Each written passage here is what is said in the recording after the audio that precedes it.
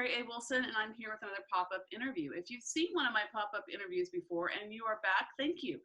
I love you. Thanks for coming back.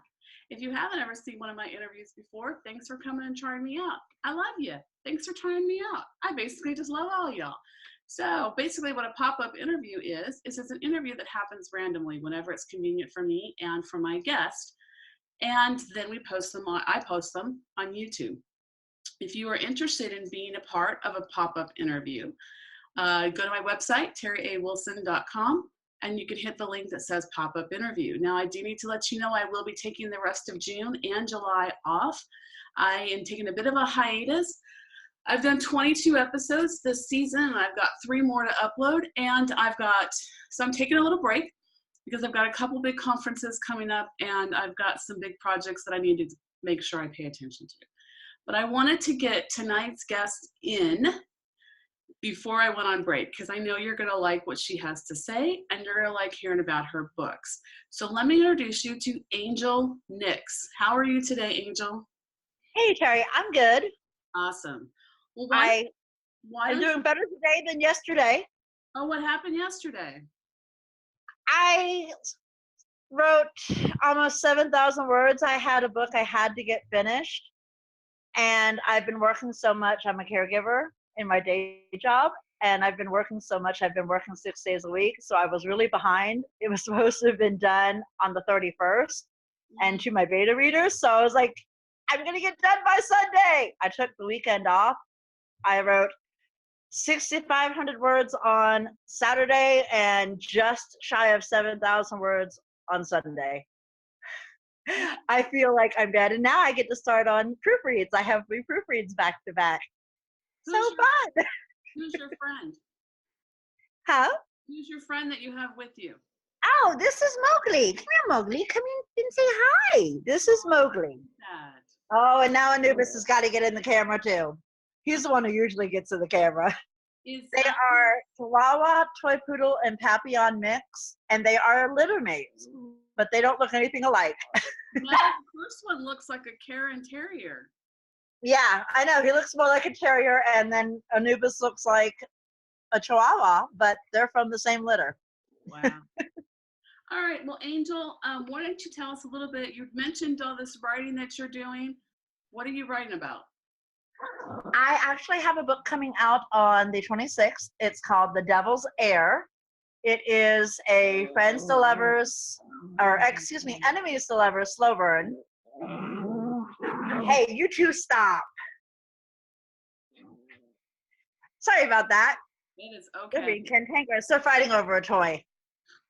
Anyways, it's an enemies to lovers slow burn, and it's funny. I wasn't planning on writing. It's actually got demons, so most of it takes place in hell. But my demons are a little different. They're not, the evil. Stop it! I know he's got the ball somewhere, doesn't he? You think he does? He does not have your ball, dummy. They fight over it. Anyway, sorry. That's okay. My demons are different. They're not all evil. Matter of fact, here, let me open it up. I'll even read the way I have it. You give me half a second. Yeah, sure. I will read the way it opens up so you can see what I mean. So this is an exclusive sneak peek right here. Yes. Yeah, really, it is. See what you do when you come to my show?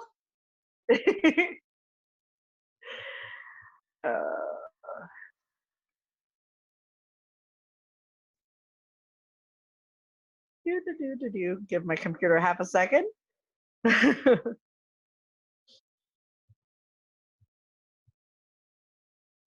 Okay, the prologue. Evil, vile, unclean. There are so many words bantered around about my kind. Demons. Humans believe the stories created by man to explain our presence.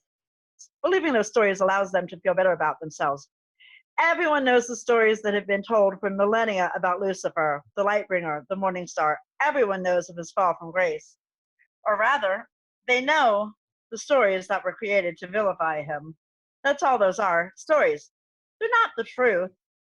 The truth is so much more than the tales created by men claiming to be the mouth of deity. What are demons exactly? They are children born from angels and humans who chose to remain earthbound. Nephilim who preferred to enjoy the pleasures of the flesh over living a life of monotony under God's thumb. Are demons inherently evil? No, they're not. Are some evil? Of course, just as some men are evil. Despite popular belief, demons don't make humans do anything. Some can influence evil thoughts that already exist, but does that truly make us evil? Or does that merely make us opportunists? I like to think the latter is more accurate, where most of my brethren are concerned anyway. so so the way I wrote them, they're not inherently evil because I just don't really see it that way, I guess.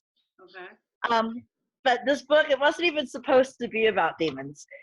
I got the idea from the song Hurricane by the Band of Heathens. Okay. There is a line in the chorus that says, a devil's daughter, she's hard and she's cold and she's mean, but nobody taught her it takes a lot of water to wash away New Orleans. I Oh. originally planned on having it set up as, she's a witch or, voodoo, something along those lines. And then I came across a cover that was a pre-made that it was the catalyst for everything. And I actually did a cover reveal today on my author page because the book comes out on the 26th. So I finally actually officially revealed my cover to everybody. Oh, that's awesome. Sometimes I feel like I'm so rushed with deadlines and stuff. I've done cover reveals and be like, oh, I forgot to tell you, I got a book coming out tomorrow. Here's the cover. Yeah, right? It's so crazy. I told myself after my last book that came out, I did a pre-order for it. And I told myself I will never do another pre-order unless I have the book at my editor and I put it 4 to 6 weeks out. Yeah. Because I got behind on writing because of work, so I was rushed trying to get it finished up.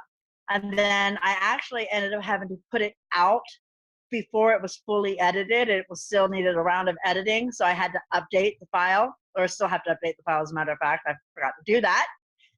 Because I had that deadline. I'm like, never again, no more pre-orders on Amazon unless I know it's going to be ready to go. Yeah. I am not killing myself with that again. Yeah, it's tough. And I don't know how you are, but I know like when I write, I get in a rhythm and I'm afraid if I stop that roll, that momentum, that I Yeah. won't get back. So when I finish one, I take like maybe a day and a half or 2 days where I don't write. But then if I'm not back writing by day 3, I worry. Like, what's wrong? What's going on? It's like a junkie almost, like, Yeah. Oh, I know what you mean. It's funny. I have 12, 14 books started. Some of them are just like the prologue type deal so that I could get the idea out of my head once I had it. I have some that are like 10 and 12, 14 chapters in. But this book, the characters would not shut up. Yeah. The characters from The Devil's Heir would not shut up. I was actually supposed to be working on the 5th book in my Nola Shipper series. Yeah, that's the next one as soon as I'm done with these proofreads this week. Yeah. So I take it you write Christian fiction, right? No, actually, I don't. No, That was so weird. Yeah, it was such a weird idea that popped into my head because I'm joking. I'm not even Christian anymore. I am eclectic in my beliefs, but the idea it came to me and that was it. I was like, okay, I guess this is how I'm writing it. So are all your stories paranormal? Are they romance stories or just more paranormal? Mostly romance. I have my Nola Shipper series, which is paranormal romance. And then The Devil's Heir is more urban fantasy because of the magic element.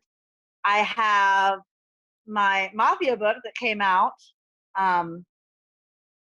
in April. So that's more contemporary romance / romantic suspense. I'm kind of everywhere, I guess, because I even have I have a hockey series that I'm working on, and I have a historical romance on the back burner set in 19th century New Orleans. Almost everything I write is set in New Orleans. Is that where you're from? No, but I spent an entire month in New Orleans in 2005 and just fell in love with the area. And I've told myself if I ever move from Tucson, I'm moving to New Orleans. So you're in Tucson. Yes, I am I in love Tucson. Tucson. I spent 2 vacations there at a resort outside the city. I can't even remember the name of it, but I loved Tucson a lot. Yeah, we're already hitting almost triple digits. We're like 97 and 98 degrees. I'm going, but I only had a light sheen of sweat on my forehead, despite the fact that I had to walk several blocks from the bus stop. And if I had been in Louisiana, Mississippi, Georgia, Florida, or even southern Texas, I would have been drenched in sweat. So at least it's a dry heat. Yeah. Yeah, I think I'm more of a desert person than I am a water person. And I'm in North Carolina. So, Yeah. I mean, I'm Oh, not, so you know what I mean? Because it gets humid in North Carolina in the summertime too. yes, Not quite as bad as Florida and Georgia, but but even in the winter time, you can get, I mean, it can be, 50 degrees outside and cold, but the humidity could be high. yeah, So it's not that cold. yeah. So you talked about that the characters for this book that you just finished would not shut up. I have talked to a lot of authors who feel like their characters live inside their head and are constantly just like almost dictating what it is they do. So is that what happened for you? Oh yeah. Yeah, that is exactly because like I said, I was supposed to be working on Luminescent Lotus. That was my next book in line. I mean I even had it started. But as soon as this idea popped into my head, that was it. I had to write it. I could not even focus. I sat here for 3 hours staring at the document, trying to write something, and I got about a paragraph and a half at the most. And I was like, okay, this just isn't working. Okay, I'm going to write the other book. And I got it done in less than a month's time, and most of my books have been taking me closer to 2 months. So can't complain too much. No, not at all. How long have you been writing? um, as Angel Nix, I've only been writing since July of 2017. Okay. But I've been writing off and on for years. I wrote fan fiction. I took a hiatus from it because I kind of lost that groove for several years. And then I ended up picking up a copy of Fair Game by Patricia Briggs. Mm-hmm. And it's one of her books in her Alpha and Omega series. Loved it, read the rest of it, and ended up devouring her Mercy Thompson series. And that reignited my passion for writing. So I kind of have to give credit to Patricia Briggs for my Nola series because she reignited my passion for writing. I wanted a kick-ass heroine like Mercy Thompson. Mm-hmm. What fan fiction did you write? What story? I actually have a lot of Mercy Thompson fan fiction right now. I wrote two very, very dark pieces based around the musical Cats. The first thing I started was a Lord of the Rings thing years ago. Never finished it. And then I had some that I wasn't able to publish because they were based around the Anita Blake series, and Laurel Hay Hamilton doesn't want fan fiction of her work out there. And that's one of fanfic's rules is you can't post it. So I'd written it and it's just kind of sitting in because I wrote it out by hand. So I've got all that in storage in Washington still.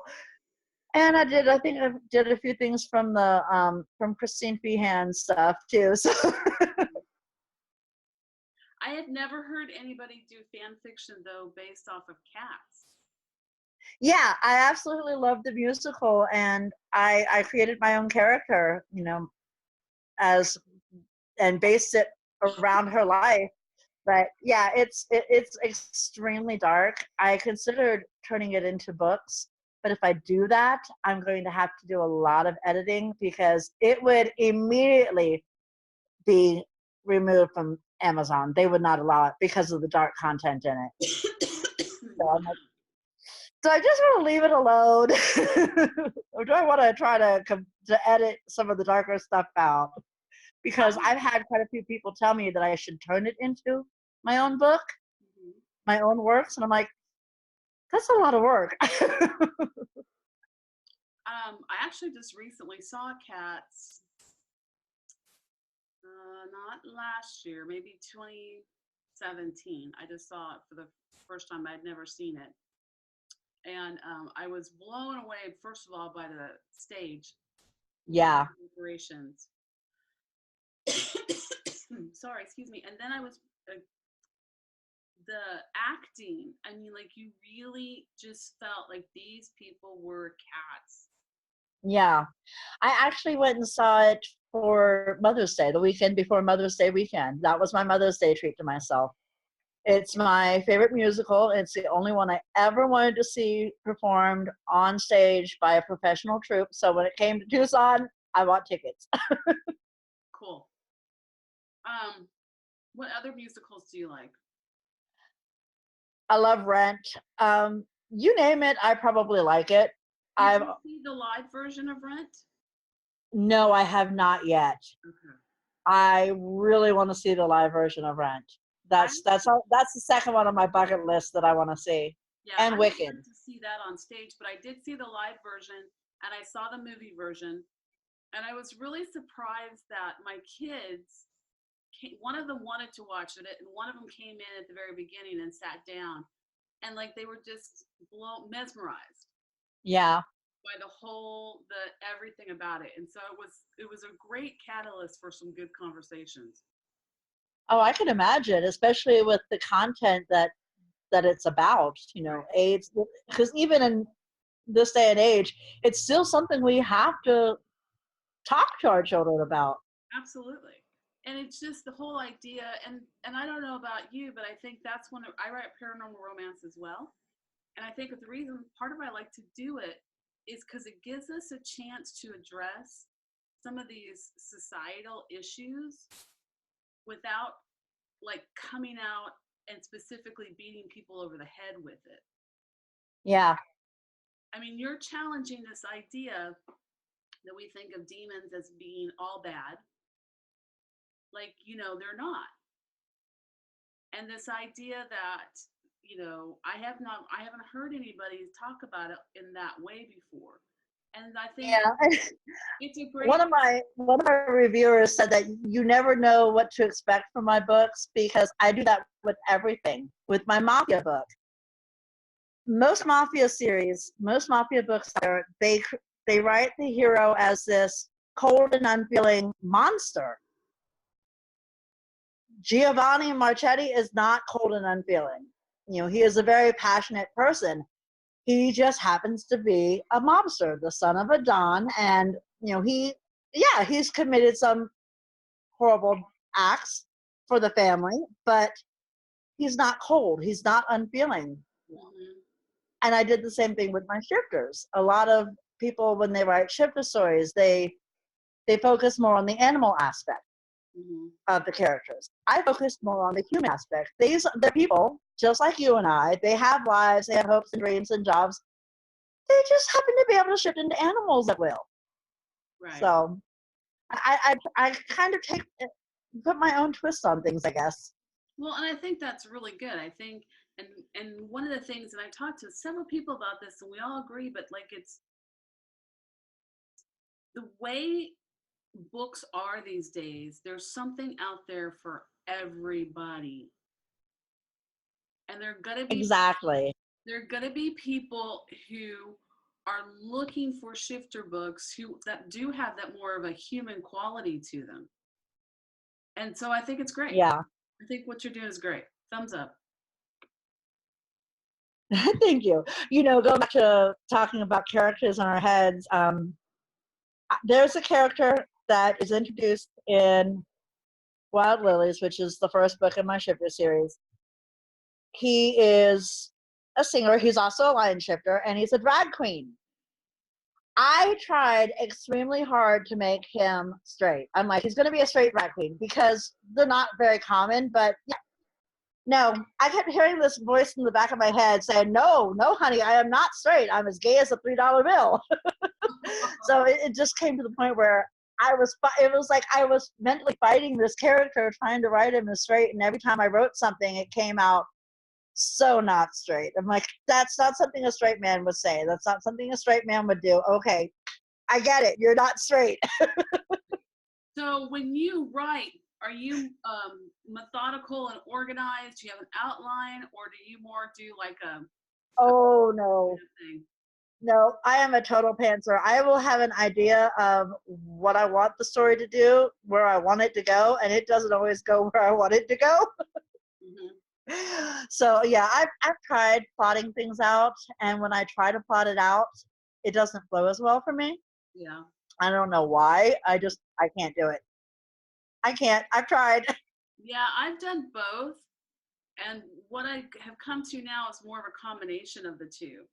So, like, I have an idea and I come up with the first couple of chapters, and then I might decide, okay, I'm going to write this chapter.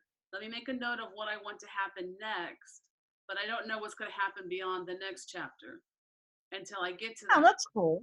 And then it's like, okay, well, what happens next? So sometimes that has helped, but there have been times where even writing those things down, it's Yeah.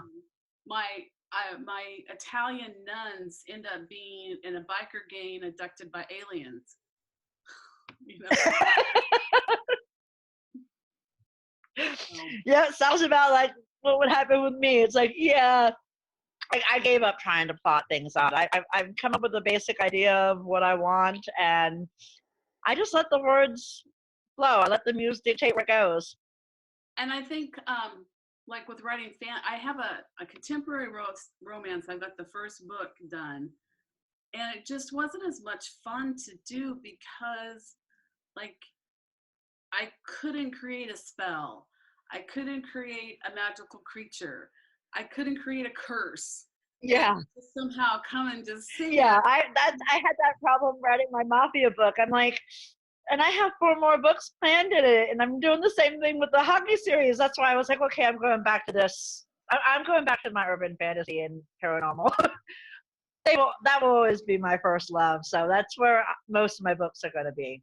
Will Well, be in the fantasy realm. So and when I was growing up, I didn't read fantasy, and I think I missed out on so much of enjoying that fantasy as a kid.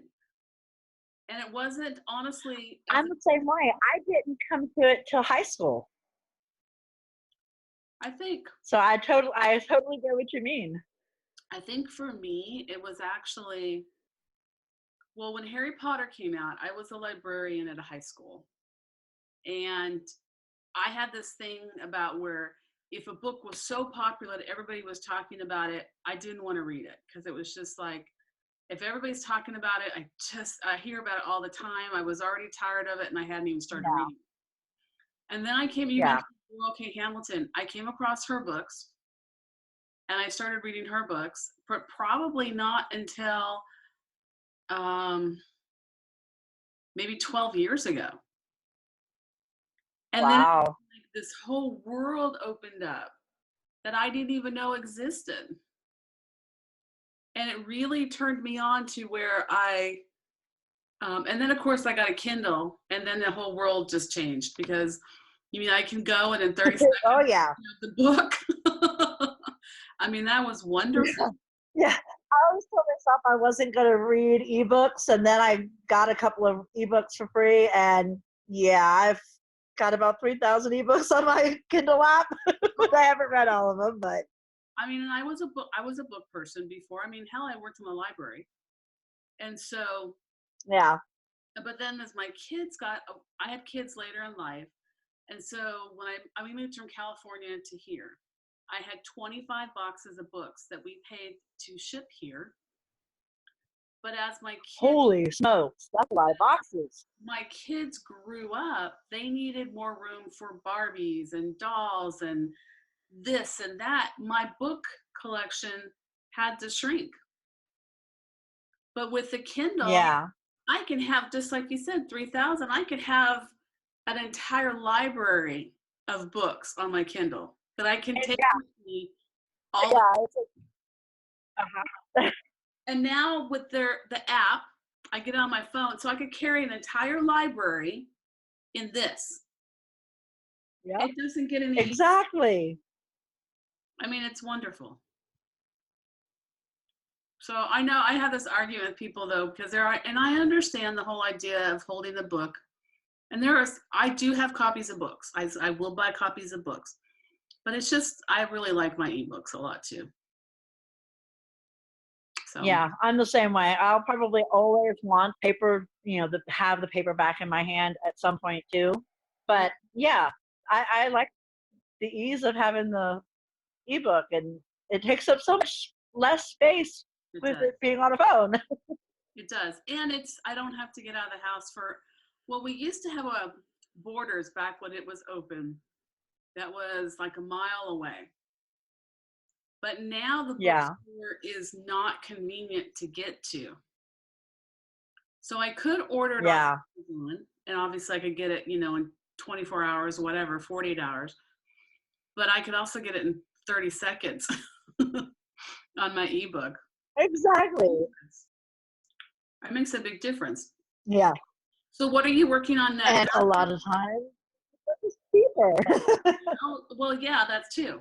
um, yeah. Well, I have actually a couple things that I'm working on. I have a short story that I have to get written for an anthology that comes out in October. The anthology is only available during October as a gift for anyone who donates money to at least a minimum of $5 to Breast Cancer Research Foundation. Okay. I did it last year. That was how I ended up with my Light BDSM book, Whispers of Hope, because I was invited to write a short story. And the only thing you have to do for this short story is it has to have a pink theme. Last year, I decided to base it around breast cancer because I've lost family to it. This year, it's going to be more rom-com-y. My heroine is one of those people who she can be kind of addictive, and she has a stuffed animal collection, and her childhood crush, who's her twin's best friend, teases her about it. They're adults by this time, and he teases her about it, and he goes to take a shower, comes out, and he's pink from head to toe because she put dye in his shampoo and in his body wash. So his blonde hair went pink, and his skin went from white to pink.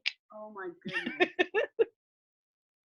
Yeah, that's my pink theme in it. I don't even. I was actually getting ready to fall asleep when the idea popped into my head, and I had to record it because I was like, "Oh my god, that's perfect." I love that idea. But, I loved it. but so I have that, and then Luminescent Lotus, which is the 5th book in my Nola series. And then I have another book that's called Eden's Exile. It is another urban fantasy. That one I decided to write. Back in November, I ended up homeless and jobless, and I was living under a bridge. I have taken that experience and turned it into a book. Oh, My character she's equal parts fae, witch, succubus, and siren. In my world, sirens are not fae. They are actually children of gods, the goddesses of love, regardless of which one you're looking at, whether it's Freya, Aphrodite. So they're descended from her. So they have some of her deity-like abilities, but so they're not fae. Because someone was like, "Well, aren't sirens fae?" And I was like, "No, not in my world." She is on the run from her betrothed. She was chosen to be the bride for the heir to the Dark Throne of the Dark Fae. She's been in hiding for decades, pretending to be a human. mm-hmm. And she loses control of her powers. I ended up getting a scene out of a giveaway that I did, or a game that I played in a takeover. The answer was I had sex with a homeless man because the voices in my head told me to. I was like, oh my God, that's got to be a part of a book. That's got to be a scene in the book. And the girl who had given that answer, she's like, you write it and I'll read it. That idea. That's how I ended up with Eden's Exile. Wow. Because there's a scene in it where she has sex with the homeless man and she realizes that the voices in her head was actually her losing control of her powers, because she had hit rock bottom. Mhm. And now she's panicking because she knows that the hunters are looking for her. She knows that he's now going to be on her trail, so she's got to try and get out of the city. So those are the next two things I'll be working on. That's awesome. That's awesome. Oh, I was going to talk to the audience. That's why takeovers are important. Go to the takeovers. Yes. You never know when your idea Yes. might be turned into a book. Go. Exactly. Go now. If there's one going on right now, I can wait. Go back. Go to them. I have a lot of fun in the takeovers. It's a great way to meet people. I do too. Which I think is awesome with the social media aspect. I have met people that I would have never met. First of all, this is my budget for this whole program. I bought a light and a microphone, but I have been able to travel the world talking to people. Yeah. And it's incredible. And then through social media, you meet all kinds of people. And yeah. One of my beta readers is in Australia. She has been with me since August of 2017. Wow. I met her through a mutual author, Maria Lewis, because I had messaged Maria after I read her debut book to tell her how much I loved it. Ended up in Maria's reader group, met Jacinta through her that way, started talking about my own book ideas, and Maria was the one who encouraged me to go for it. Right. And Jacinta's been there from day one, and she's in Australia. And I joked one time about how I jokingly said I was considering stopping writing, and she's like, "You do that, and I will go all misery on you." I was like, "Okay, never mind. I like my ankles the way they are." She was joking, but she's like, "No, you better not. I will hunt you down." Wow. Isn't that funny? Like, we don't want to go through the pain that character went through, but wouldn't it be great to have those kinds of fans? Yes, it is. I was like, oh, but she said that. I was like, I was just joking. I would never do that. Even if I told her, I said, even if I only ever have a handful of dedicated readers, I will continue writing for those handful of dedicated readers. Right. Because they love my books. Right. And my most recent release, my Mafia book, I picked up new readers. People who had never read anything from me, and they're like, I got to go back and read the rest of her other books now. That's awesome. I'm like, oh my gosh, you know? Yeah, that's awesome. Yeah, it is fun. And I think all of us have a story inside. And yeah. I think all of us would benefit greatly to just sit down and even just try. Whether that story never sees the light of day, whether you never share it with anybody, I just think that experience of starting and stopping is phenomenal. And I agree. I think we should all do it. So go out and do it. Go out and do it. Terry says, Angel says, go out and do it. Yes, go out and do it. Well, Angel, I want to thank you so much for stopping by and talking with me tonight. It's been a lot of fun. Thank you for having me. It was so much fun. Can you believe our time is up? You'll have to send me the link when you upload the video so I can share it. I sure will. It goes by so fast, you never even know it was happening. Well, make sure make sure you don't go anywhere after the show, okay? So hold on.